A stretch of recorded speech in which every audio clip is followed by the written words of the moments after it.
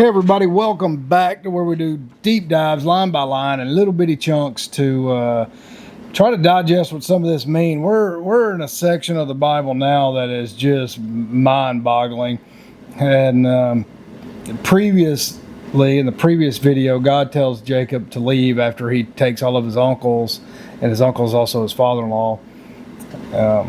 Just take all of his stuff and go without any conflict resolution, anything. Just steal the stuff and go. So in Genesis chapter 31 verses 13 through 18, God tells Jacob to go to the land of his birth. So he takes his wives, camels, cows, etc., and he just goes. He goes to the land of his father Isaac.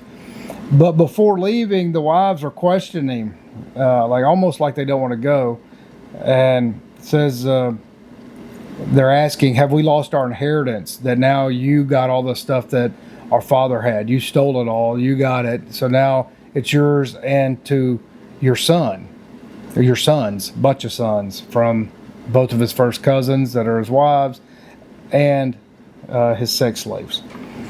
But it's not really clear if they're fine with that or they're like upset by it.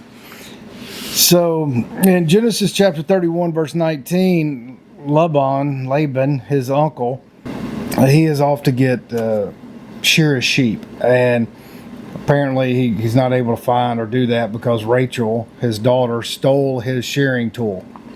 So now Rachel is also a thief that Jehovah continuously rewards, and that just is another addition to her long list of moral deficits. And Genesis chapter 31 verse 20 and 21, Jacob deceives his uncle and father-in-law Laban by not telling him that he's leaving. He just goes. So that also adds to his long list of strange behavior of many wives, sex slaves, deception, theft, all these things. Strange.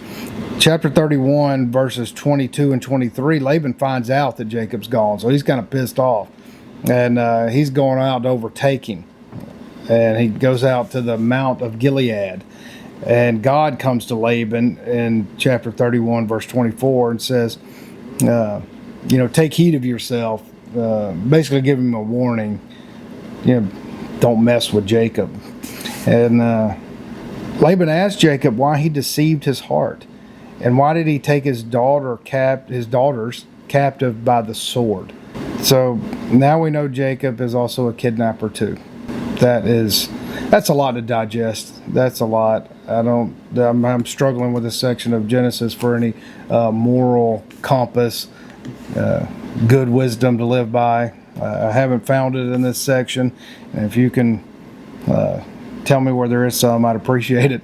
But if you want to know other topics that we believe that the universal energies God has given us, they got a whole bunch of tools to help us walk the path of self-awareness, that we can create better, lasting, meaningful relationships, so we can have real meaningful meditations to connect with Mother Earth and these universal energies, so that we can connect to the infinite. Man, I sure would invite you out if that appeals to you.